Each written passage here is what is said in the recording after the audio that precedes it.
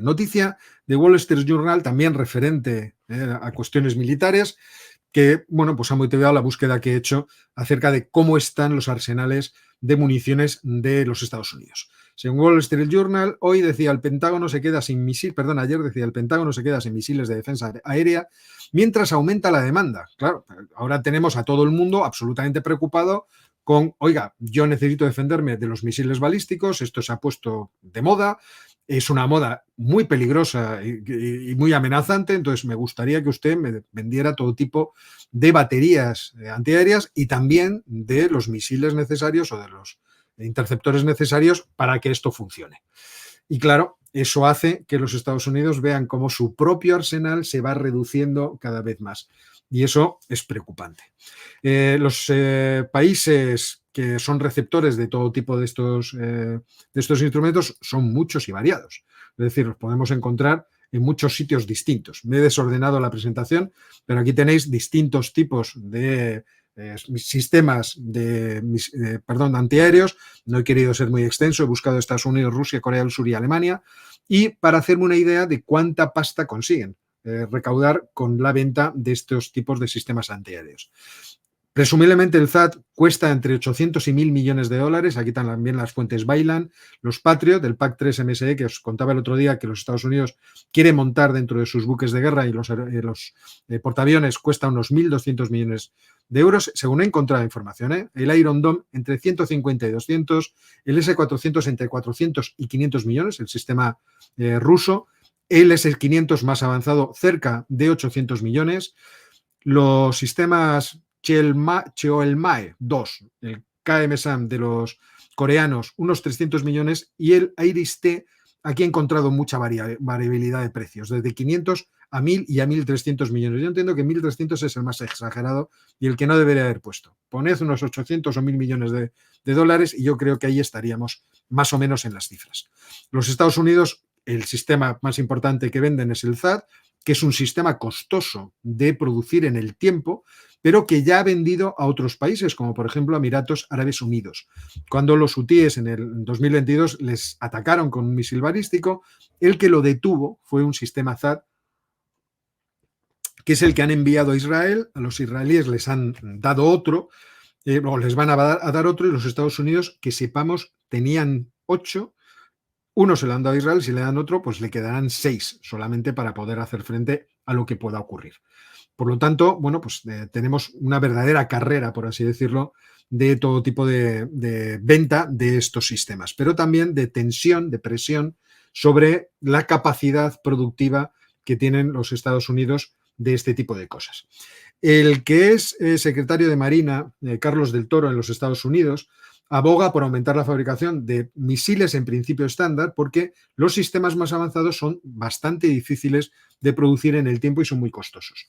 Entonces, el Pentágono está ahora mismo preocupado por este asunto. Dice, deberíamos ir a tratar de producir lo que más rápidamente somos capaces de generar y que es principalmente esto, la fabricación de misiles estándar. Pero con el ojo puesto en el intento de hacer progresar la tenencia, la capacidad de disponer de todos estos sistemas más sofisticados de defensa antiaérea, porque como también se advierte en el Departamento de Defensa, este tipo de armas, tener una gran cantidad de este tipo de sistemas de defensa antiaérea es claramente disuasorio. Pero el problema de los Estados Unidos no se separa en este tipo de, o sea, no se detiene en este tipo de sistemas, sino que están encontrando que producir armas para los Estados Unidos empieza a ser difícil porque no tienen capacidad instalada. Es decir, no tienen bastantes instalaciones, fábricas para poder disponer de todo lo que quieren producir. Y por lo tanto ya están pensando, como veías ahí en ese titular, mandar la producción a otros países. Es decir, que sean otros países en los cuales a través de inversiones conjuntas y participación también en la utilización de esos tipos de sistemas, se puedan ir produciendo esos sistemas, incluso beneficiando también a los mismos Estados Unidos. Entonces, por una parte, he leído posiciones optimistas que decían la mayoría de los inventarios se mantienen en niveles aceptables, tanto de sistemas antiaéreos como de munición de artillería, por ejemplo, de de munición de 155 milímetros, y otros que dicen, ojo, que hay muchos sistemas críticos, como los misiles antitanque, por ejemplo, o ciertos radares contra batería, que no están suficientemente dotados. Aunque es, yo creo, imposible encontrar esos datos, porque al fin y al cabo son datos claramente secretos o reservados. Y por lo tanto es difícil encontrar información sobre esas cosas.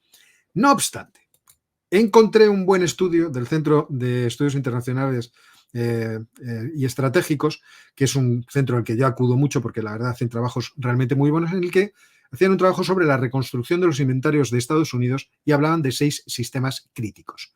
¿Qué sistemas críticos son estos? Pues principalmente son los sistemas HIMARS, los MLRS, es decir, los sistemas de lanzamiento de cohetes, los sistemas de lanzamiento múltiples de cohetes guiados, los Stinger, en fin, y otros más. Aquí los tenéis consignados todos ellos. Y entonces el asunto es que cuando vamos al detalle de estas cuestiones, pues vemos que efectivamente existe una evaluación de cuánto se ha gastado, por ejemplo, transferido a Ucrania. Fijaos que aquí no aparece, porque yo creo que todavía el trabajo, dejadme que vea exactamente cuál era la fecha del trabajo, ahí no lo tengo por aquí. Bueno, creo que el trabajo era de 2023, entonces ahí hasta ese momento no teníamos metido toda la ayuda hacia Israel, con lo que creo que eso se habrá tensionado todavía mucho más. Y entonces aquí, fijaos, vamos por detalles, munición de 155 milímetros, ¿cuánto tiempo llevaría reponerlo en caso de que vayamos a la tasa de reposición actual? Dice, el inventario no es posible porque a la tasa actual se lo gastan en entrenamiento los propios Estados Unidos. Y fijaos que se habían transferido hasta 2023, yo creo que esto es hasta finales de 2023, leches, tenía que haber apuntado la fecha, 1.074.000 unidades de 155 milímetros. Luego tenemos la teoría de, oiga, y si aceleramos mucho la producción, si en vez de producir 93.000 al año producimos 240.000, en ese caso, sus estimaciones es que el tiempo de producción serían 44 meses, pero se podría reponer todo en 5 años, en 59 meses.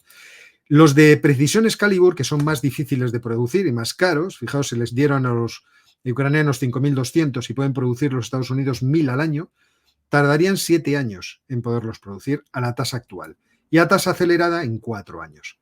Y los Javelin, fijaos, a tasa normal 149 meses, es decir, 8 años, o a tasa acelerada 5,5, porque les dieron 8.500 a los ucranianos. Lo mismo los HIMARS, 20 le dieron a los ucranianos, estaban pensando en estos términos, si vamos al mismo ritmo 3 años, si aceleramos 2 años y medio. O sea, los plazos en los Estados Unidos son plazos que se dilatan. O, por ejemplo, los sistemas estos de lanzamiento múltiple de misiles guiados, pues se transfirieron a Ucrania miles, pero no hay especificación y por lo tanto no se puede decir en cuánto se repondrían. Pero fijaos que se pueden producir 5.000 al año y si se ponen muy duros, 10.000.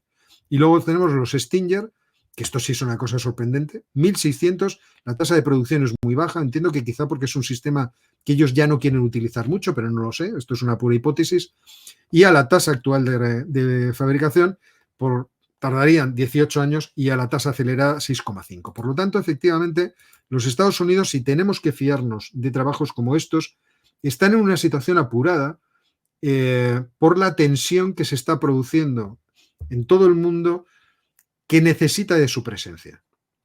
En el caso de Ucrania, de una presencia diferida con el envío de armamento y el asesoramiento, y supongo que también lo que es inteligencia y observación de las posiciones de los rusos, pero en el caso de Israel puede acabar siendo una intervención presencial.